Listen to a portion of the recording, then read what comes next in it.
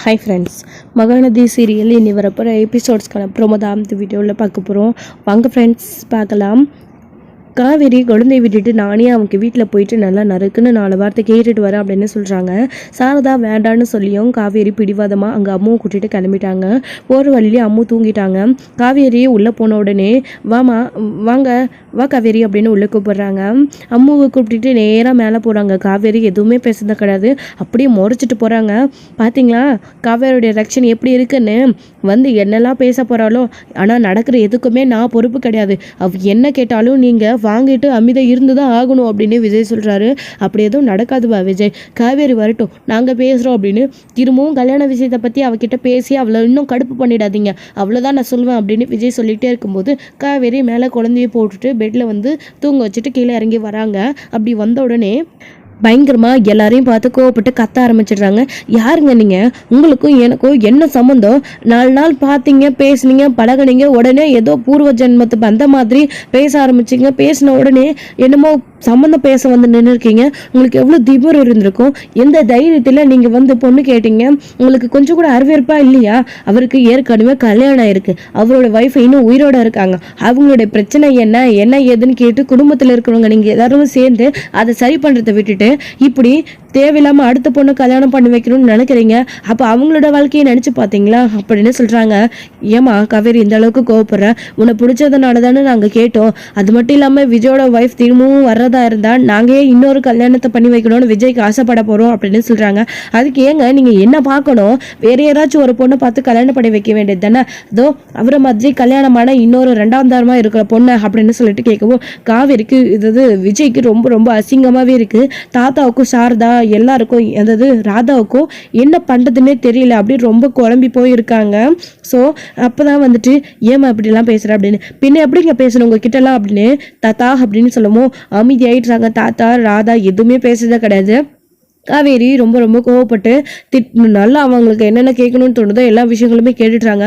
உங்களெல்லாம் இப்படிலாம் நீங்கள் இருப்பீங்க அப்படின்னு நினச்சி பார்க்கும்போது அருவருப்பாக இருக்குது, எனக்கு ரொம்ப கூச்சமாக இருக்குது, கூசுது உடம்பெல்லாம் அப்படின்னு சொல்லிட்டு காவேரி அங்கேருந்து வந்துடுறாங்க. இன்னொரு தடவை இந்த மாதிரி எண்ணத்தில் எங்கள் வீட்டுக்குள்ளே வரவோ பழகுற வேலையோ எதுவுமே வச்சுக்காதீங்க அப்படின்னு சொல்லிட்டு வராங்க. வரும்போது கடைசியாக விஜயை பார்த்து உங்களுக்கு சேர்த்து தான் அம்மு சின்ன குழந்தை, அவள் என்ன வேணாலும் கேட்டு ஆசைப்படுவா, அதுக்காக எல்லாத்தையும் செய்யணும்னு நீங்கள் ஆசைப்படாதீங்க அப்படின்னு சொல்லிட்டு அங்கேருந்து காவேரி கிளம்பி வந்துடுவோம். போதுமா இப்போ சந்தோஷமா உங்களுக்கு, இப்போ நிம்மதியா அப்படின்னு விஜய் கேட்குறாரு. அப்போது விஜய் அப்படின்னு சொல்லுவோம் யாரும் எதுவும் பேச அப்படின்னு விஜயும் அவங்க கிட்ட யாருக்கிட்டையுமே பேசாம காவேரி தேடி ஓடி வராங்க. காவேரி வேகமா நடந்து வந்துட்டு இருக்காங்க. மிஸ் ஒரு நிமிஷம் அப்படின்னு கூப்பிட்டுட்டே வரவும் காவேரி நிக்காம வந்துட்டே இருக்காங்க. மிஸ் ஒரு நிமிஷம் அப்படின்னும் என்ன இப்போ என்ன திரும்பவும் கூட்டிகிட்டு போய் ட்ரா பண்ணுறேன், நீங்கள் தனியாக போகிறீங்க அப்படின்னு அட்வான்டேஜ் எடுத்துக்க போகிறீங்களா அப்படின்னு கேட்குறாங்க. மிஸ் அப்படியெல்லாம் எதுவுமே இல்லை, நடந்த பிரச்சனைக்கும் எனக்கும் எந்த சம்மந்தமே கிடையாது அப்படின்னு தெரியும், இப்படி தான் சொல்வீங்கன்னு சொல்லிட்டு அப்படின்றாங்க. இல்லை மிஸ் சத்தியமாக இவங்க வந்து உங்கள் வீட்டில் பேசியிருக்காங்கன்ற விஷயம் எனக்கு எதுவுமே தெரியாது. அம்முவை நான் உங்ககிட்ட கூட்டிகிட்டு வர்றப்போ தான் நீங்கள் கோவமாக பேசிட்டு இருந்ததை கேட்டேன். என்னாச்சின்னு உங்கள் அம்மா கிட்ட கேட்டப்போ தான் அவங்க இந்த விஷயத்தையே சொன்னாங்க. சத்தியமாக எனக்கு எதுவுமே தெரியாது. நானும் என் வீட்டில் வந்து கோவப்பட்டு சத்தம் தான் போட்டுட்டு இருந்தேன், என்ன மன்னிச்சிடுங்க. சத்தியமா நான் இப்படி எதுவுமே பண்ணல, நான் தான் ஏதோ அவங்க கிட்ட கேட்டு உங்ககிட்ட கேட்க சொன்னதா நீங்க நினைச்சிருப்பீங்க, அந்த மாதிரி எதுவுமே கிடையாது, என் மனசுல அந்த என்ன எதுவுமே கிடையாது அப்படின்னு சொல்றாதீங்க அப்படின்னு விஜய் சொல்லவும் நடிக்காதீங்க, பொய் சொல்லாதீங்க, நீங்கள் சொன்னிட்டா நான் நம்பிடுவேனா? அந்த மாதிரி என்ன இல்லாமல் தான் நான் ஸ்கூலுக்கு போகும்போதெல்லாம் அம்மா கார்லேயே கூட்டிகிட்டு என்ன அப்படியே ஓவர்டேக் பண்ணி போகாமல் பின்னாடியே ஃபாலோ பண்ணுறது, ஸோ ஹார்ன் அடிக்கிறது, என்னை அடிக்கடுக்க கூட்டிகிட்டு போய் ட்ராப் பண்ணுறது, ஸோ அம்மாவை காரணமாக வச்சு நீங்கள் எங்கள் வீட்டுக்கு வர்றது, இதெல்லாம் அதுக்காக தான் எனக்கு ஆரம்பத்திலே தெரியும். ஆனால் இந்த லெவலுக்கு நீங்கள் உடனே இப்படி போவீங்கன்னு நினச்சி கூட பார்க்கல. அம்மு காணன்ற பரிதாபத்தில் தான் ஏதோ இப்படி நடுவில் ஆக்சிடெண்ட் மாதிரி ஒரு விஷயம் நடந்துடுச்சு.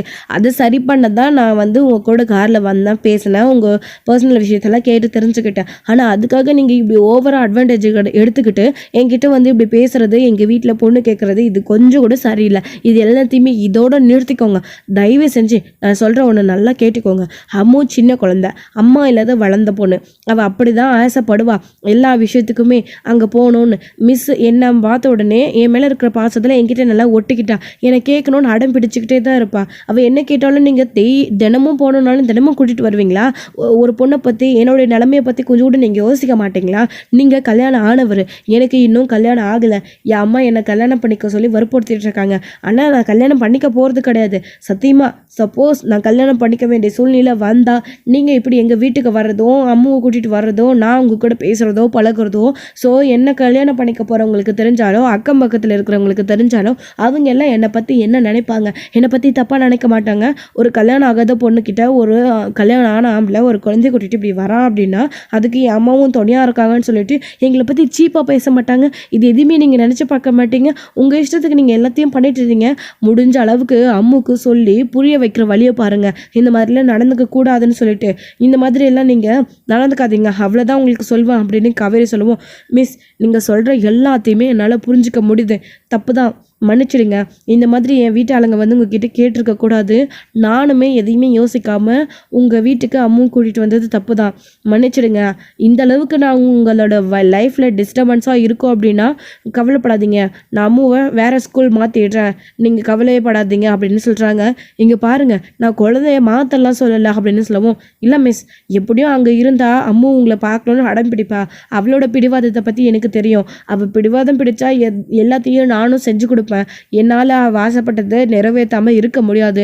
நாங்கள் அப்படியே பழகிட்டோம், அம்மாவை செல்லம் கொடுத்து வளர்த்துட்டோம், அம்மா இல்லாத பிள்ளை அப்படின்றதுனால. அதனால நீங்கள் எதுவும் பயப்பட வேண்டாம். நான் வேறு ஸ்கூல் அம்மாவை எப்படியாச்சும் சமாளித்து மாற்றிக்கிறேன். நாங்கள் உங்களை இனி தொந்தரவு பண்ண மாட்டோம், மன்னிச்சிடுங்க அப்படின்னு விஜயும் சொல்லிட்டு போயிடுறாரு. இப்போ காவேரி விஜய் இவ்வளோ நேரம் மூச்சு முட்டை காவேரி வந்து விஜய் திட்டும்போது அவங்களுக்கு எந்த ஒரு உணர்வுமே இல்லை. விஜய் இப்படி சொல்லிட்டு போனதுக்கப்புறமா காவேரிக்கு மனசு ஒரு மாதிரி திக்குன்னுது. அப்புறம் வீட்டுக்கும் கிளம்பி வராங்க. சாரதா வந்து அங்கே காவேரி என்ன பண்ணிட்டு வராங்கன்னு சொல்லிட்டு அங்கேயே வந்து வெயிட் பண்ணிட்டு இருக்காங்க. அப்போ தான் பேய் எறிஞ்ச மாதிரி காவேரி வரவும், ஏய் என்னடி ஆச்சு, அம்மு போய் விட்டுட்டு அமைதியாக வந்தியா இல்லை அவங்கக்கிட்ட ஏதாச்சும் சண்டை போட்டியாடி அப்படின்னு அப்படின்றாங்க. என்னடி உன்னை தான் கேட்குறேன், சொல்லு காவேரி அப்படின்னு கேட்கும். ஒன்றும் இல்லைம்மா அப்படின்னு சொல்கிறாங்க. ஏய் என்னமோ ஒரு மாதிரியாக இருக்க, என்னடி ஆச்சு அப்படின்னு. நானும் போய் கோவத்தில் பேச வேண்டியதெல்லாம் பேசிட்டேம்மா. ஆனால் அவர் வந்து இதுக்கு நடந்தது எதுக்கும் நான் காரணம் இல்லைன்னு சொன்னார். ஆனால் நான் அப்பவும் அந்த ஆளை நம்பலை. நீங்கள் நம்பணுன்னா நான் என்ன பண்ணணும்? நான் பேசாமல் உங்களை டிஸ்டர்ப் பண்ணாமல் இனி அம்மாவை கூட்டிகிட்டு வேறு ஸ்கூல் மாற்றிடுறோம், உங்களுக்கு பிரச்சனையாக இருந்தால் வேறு வீடு கூட மாற்றிடுறோன்னு சொல்லிட்டு போகிறாருமா அப்படின்னு சொல்லவும், போச்சாடி, இந்த ஊரில் நமக்கு முன்னாடியே வந்து அவங்க இத்தனை வருஷமாக குடியிருந்தாங்க. அப்போல்லாம் இவங்களுக்கு இப்படியெல்லாம் பண்ணணும்னு தோணாதது, நம்மளை பார்த்து மட்டும் பண்ணணும்னு தோணுச்சா? அது விதின்றதுடி. அந்த குழந்தை நம்மக்கிட்ட வரணும், நீ அவள் கிளாஸ் மிஸ்ஸாக போகணும், பாசமாக இருக்கணும், சந்தோஷமாக நாங்கள் எல்லோரும் ஒன்றா குடும்பமாக சேர்ந்து இருக்கணுன்றது விதிடி. அப்படிப்பட்ட ஒரு விதியவே இப்படி மாற்றி எழுதுகிற மாதிரி அந்த தம்பியோட மனசும் அந்த குடும்பத்தோட மனசும் கஷ்டப்படுற மாதிரி பண்ணிட்டியடி. அவங்க எவ்வளோ மனசு உடைஞ்சு இந்த ஊரை விட்டு போவாங்க. எதையாச்சும் கொஞ்சம் கூட நினச்சி பார்த்தியா? நீ செய்கிறது தான் சரின்னு சொல்லிட்டு செஞ்சிட்ருக்கல, போய் என்னமோ பண்ணுடி. இனிமேல் உன் கல்யாண பேச்சை எடுத்தனா என்னன்னு கேளு அப்படின்னு, உன் வாழ்க்கையிலையும் இனி உன் பிரச்சனையிலையும் நான் தலையிடவே மாட்டேன் அப்படின்னு சாரதாவும் சொல்லிட்டாங்க. இப்படி எல்லாரும் காவேரியை விட்டு ஒதுங்கினதுக்கு அப்புறம் தான் காவேரிக்கு நம்ம பண்ணது தப்பு அப்படின்னு தோண ஆரம்பிக்குது. மனசும் ரொம்ப கஷ்டப்பட ஆரம்பிக்குது. ஸோ அதுக்கப்புறம் வந்து விஜய் வீட்டுக்கு போகிறாரு. வீட்டுக்கு போனதுக்கப்புறமா நைட்டு எல்லோரும் தூங்கிட்டு இருக்காங்க. அதனால் எதுவுமே பேசுறது கிடையாது. அவரும் படுத்து தூங்கிடுறாரு. காலையில் எழுந்திரிச்ச உடனே அப்போ தான் வந்து எழுந்திரிச்ச உடனே, ஸோ நான் மிஸ் வீட்டில் தானே இருந்தேன், நான் எப்போ இங்கே வந்த டேடி அப்படின்னு கேட்குறாங்க. மிஸ் உன்னை அப்போவே கூட்டிகிட்டு வந்து விட்டுட்டு போயிட்டாங்கடா, நீ தூங்கிட்டு இருந்த, அதனால் உனக்கு தெரியல. அம்மு இங்கே பார், அவங்க உன் கிளாஸ் மிஸ், அதை தாண்டி வேறு எதுவுமே இல்லை. நீ அடிக்கடிக்க இப்படி மிஸ்ன்னு சொல்லிட்டு அவங்க மேலே ரொம்ப பாசமாக இருக்காதடா. அவங்க இப்படியே நிரந்தரமாக இருக்க மாட்டாங்க. இன்னும் கொஞ்ச நாள் ஒரு ஸ்கூலில் ஒர்க் பண்ணுவாங்க, அடுத்து வேற ஒரு ஸ்கூலுக்கு அவங்க போயிடுவாங்க, இல்லை நீயும் வேற ஒரு ஸ்கூல் மாற்றி போகலாம். அப்படி இருந்தால் நீ என்ன பண்ணுவ? அப்போல்லாம் அவங்க மிஸ்ஸை நினச்சி நீ ஃபீல் பண்ணுவல, அதனால அவங்கக்கிட்ட ஓவராக அன்பாக இருக்காதடா அப்படின்னு சொல்கிறாங்க. இல்லை நான் எங்கேயும் போக மாட்டேன், என் மிஸ்ஸும் இப்போ தான் அங்கே வந்திருக்காங்க, அவங்களே என்னை விட்டு எங்கேயும் போக மாட்டாங்க. நீங்கள் ஏன் டேடி இப்படியெல்லாம் காலையிலேயே என்கிட்ட சொல்கிறீங்க? நான் ஸ்கூலுக்கு ரெடி ஆகணும், என்னை கூட்டிகிட்டு போய் விடுங்க, நான் மிஸ்கிட்ட இதை பற்றி கேட்கணும் அப்படின்னு அம்மு பிடிவாதம் பிடிக்கிறாங்க. விஜய் வந்து அம்முக்கு சொல்லி புரிய வைக்கிறாங்க. இங்கே பாரு அம்மு, புரிஞ்சுக்கோ, இப்படிலாம் மிஸ்கிட்ட போய் கேட்காத, பா ரெடியாகு அப்படின்னு விஜய் ரெடி பண்ணிட்டு கீழே அம்மு ஸ்கூல் கூட்டிகிட்டு போகிறதுக்காக வராங்க. தாத்தா எல்லாருக்கிட்டையும் ஒன்று பேசணும் அப்படின்னு சொல்கிறாங்க. என்ன விஷயம் அப்படின்னு, அம்மு உன்னை வேறு ஸ்கூல் மாற்றலான்னு முடிவு பண்ணிட்டா அப்படின்னு சொல்லவும், விஜய் என்னாச்சுப்பா திடீர்னு எதுக்கு இந்த முடிவு அப்படின்னுமோ, ஏன் தாத்தா எதுக்குன்னு தெரியாதா? நீங்கள் என்ன வேலை பண்ணீங்கன்னு உங்களுக்கு தெரியாதா? குழந்தை முன்னாடி நான் எதுவும் பேசக்கூடாதுன்னு அமைதியாக இருக்கேன். நீங்கள் பண்ணதுனால அவங்க தப்பாக நினச்சிட்டு இருக்காங்க. எனக்கு அவங்க முன்னாடி இங்கே அசிங்கப்பட்டு நிற்க விருப்பம் இல்லை. நானே ரொம்ப வருஷம் கழித்து பார்த்துருக்கேன். எப்படியாச்சும் பிரச்சனைலாம் சரியாயிடும், சந்தோஷமாக இருப்போம்னு நினச்சோம். அதுக்குள்ளே எல்லாத்தையும் நீங்கள் தான் கெடுத்து விட்டுட்டீங்களே. முதல்ல இந்த ஊரை விட்டு நம்ம காலி பண்ணி வேறு ஊருக்கு போகிறோம், அம்மாவை வேறு ஸ்கூலில் சேர்க்குறோம் அப்படின்னு சொல்கிறாங்க. விஜய் எதுக்கும் கொஞ்சம் யோசிச்சு முடிவு எடுக்கலாம் இல்லைப்பா, அவசரப்பட்டு முடிவு எடுக்கிறியோன்னு தோணுது அப்படின்னு சொல்லவும், நான் கரெக்டாக தான் முடிவு எடுத்துருக்கிறேன், எல்லாரும் ரெடியாக பேக் பண்ணி வைங்க அப்படின்னு சொல்லிட்டு விஜய் ஸ்கூலுக்கு அம்மாவை கூட்டிட்டு கிளம்புறாங்க. அப்போ காரில் போகும்போது அம்மா இருந்துக்கிட்டு, டேடி நம்ம வேறு ஊருக்கு போகிறோமா? ஏன் டேடி, நான் அதே ஸ்கூலில் படிக்கிறேனே, மிஸ் கூட சாரதா பாட்டி கூட சந்தோஷமாக இருக்கிறேனே, என்னை ஏன் கூட்டிகிட்டு போகணுன்னு நினைக்கிறீங்க? இப்போ தானே என்னை ஸ்கூலில் சேர்த்து விட்டீங்க அப்படின்னலாம் அம்மாவும் ரொம்ப ஃபீல் பண்ணுறாங்க. இங்கே பாரு அம்மு, புரிஞ்சுக்கணும், டேடிக்கு வேறு ஊரில் ஒர்க் இருக்குது, நம்ம அங்கே போகலாம் அப்படின்னு விஜய் சொல்லிடுறாங்க. காவேரி இங்கே அம்மாவோடைய மனசும் ரொம்ப ரொம்ப கஷ்டப்படுது. ஸோ அம்மாவும் ரொம்ப சேடாக ஸ்கூலுக்கு வராங்க. ஸோ காவேரியும் வந்து அந்த சமயத்தில் தான் காலையில் ரெடி ஆகிட்டு கிளம்பியா ஸ்கூலுக்கு வந்துட்டுருக்காங்க. சாரதாவும் எதுவுமே காவேரி கிட்ட பேசுறது கிடையாது. காவேரி ரொம்ப ஃபீல் பண்ணி வந்துட்டுருக்காங்க. நம்ம சுச்சுவேஷனை புரிஞ்சுக்கிட்டு பொறுமையாக எடுத்து சொல்லியிருக்கணுமோ, அவங்கக்கிட்ட அவசரப்பட்டு கோவப்பட்டுட்டோமோ அப்படின்ற மாதிரி காவேரி நினச்சிக்கிட்டு அமைதியாக வராங்க. ஏன் நமக்கு அப்படி கோவம் வந்துச்சு திடீர்னு அவர் மேலே? நம்மக்கிட்ட அவர் நல்லா தானே நடந்துகிட்டு இருந்தார், நாம் தான் எல்லாத்தையும் தப்பாக புரிஞ்சுக்கிட்டு கோவப்பட்டுட்டோமோ அப்படின்னு காவேரியும் மனசுக்குள்ளே நினச்சிட்டு ஸ்கூலுக்கு வந்துட்டுருக்கோம். விஜயோட காரும் வந்து நிற்குது. கரெக்டாக கேட் கிட்டே போய் காவேரி நிற்கிறாங்க. அம்மா வருவாங்கன்னு சொல்லிட்டு அம்மாவும் கீழே இறங்கி ரொம்ப சேடாகவே வராங்க. அம்மு இங்கே பாரு, டேடிக்கு பாய் சொல்லிட்டு போடா. அம்மு அம்மு அப்படின்னு கூப்பிடவும் எதுவுமே பேசாமல் அம்மு போயிட்டே இருக்காங்க. விஜயும் காவேரி பார்த்துட்டு அவரும் அதுக்கடுத்து எதுவுமே காவேரி கிட்ட பேசாமல் சைலண்ட்டாக திரும்பி போயிடுறாரு. காவேரி ரொம்ப சூடாக இருக்கு, அவளை மாற்ற வேண்டாம், அவள் இன்னும் மாறவே இல்லை அப்படின்னு விஜய் நினச்சிக்கிட்டு திரும்பவும் கார் எடுத்துகிட்டு கிளம்பி போயிடுறாரு. இப்போ காவேரிக்கு ரொம்ப கஷ்டமாக இருக்குது. அவரு நம்மளை முகத்தை கூட திரும்பி பார்க்கல. அம்முவும் இப்படி சேடாக வரல, என்னாச்சு அப்படின்னு. அம்மு அம்மு என்னாச்சு, ஏன் இப்படி வர அப்படின்னு கேட்கவும், ஒன்றும் இல்லை மிஸ் அப்படின்னு அம்மு கிளாஸ்க்கு வராங்க. அப்போ தான் காவேரி இருந்துக்கிட்டு, என்ன நம்ம அம்முக்காக வெயிட் பண்ணுவோம், இல்லை அம்மு நமக்காக வெயிட் பண்ணுவா, இப்போ இப்படி போகிறாளே அம்மு அப்படின்னு கிளாஸ்க்கு போயிட்டு, அம்மு 1 நிமிஷம் நில்லு அப்படின்னு கூப்பிடுறாங்க. ஏன்னாச்சு, ஏன் ஒரு மாதிரியாக இருக்கா அப்படின்னு. ஒன்றும் இல்லை மிஸ், உங்ககிட்ட நான் அதிகமாக பாசமாக நடந்துக்க கூடாதுன்னு என் டேடி சொன்னார் அப்படின்னவும், ஏன் அப்படி சொன்னார் உன் டேடி அப்படின்னு கேட்குறாங்க. இல்லை நீங்கள் தான் கோவப்படுறீங்கல்ல, அது மட்டும் இல்லாமல் என் டேடி என்னை வேறு ஸ்கூல் மாற்றுறேன்னு சொல்லிட்டாரு, ஏன்னு தெரியல, நான் அவங்க கூட பாசமாக இருக்கேன், இதே ஸ்கூலில் இருக்கேன்னு சொன்னாலும் என் டேடி கேட்க மாட்டேன்றாரு, நான் எது கேட்டாலும் என் டேடி செஞ்சு கொடுப்பாரு, ஆனால் இப்போது என் டேடி நான் வேண்டான்னு சொல்லி என்னை வேறு ஸ்கூல் மாற்றுறேன்னு சொல்கிறாரு, எனக்கு ரொம்ப கஷ்டமாக இருக்குது. அதான் மிஸ், அது மட்டும் இல்லாமல் நான் உங்களை டிஸ்டர்ப் பண்ணக்கூடாதுன்னு என் டேடி சொன்னார், அதான் அப்படின்னு அம்மு போகிறாங்க. ஸோ அம்மு இன்றைக்கெல்லாம் ஃபீலிங்காக இருக்கிறத காவேரி பார்த்து அவங்களுக்குமே ரொம்ப கஷ்டமாக இருக்குது. அம்மு இப்படிலாம் இருந்து நம்ம பார்த்ததே இல்லையே, இந்த ஸ்கூலை விட்டு போகிறோன்னு அம்மு இந்த அளவுக்கு ஃபீல் பண்ணுறா, இது எல்லாமே நம்மளால தானே.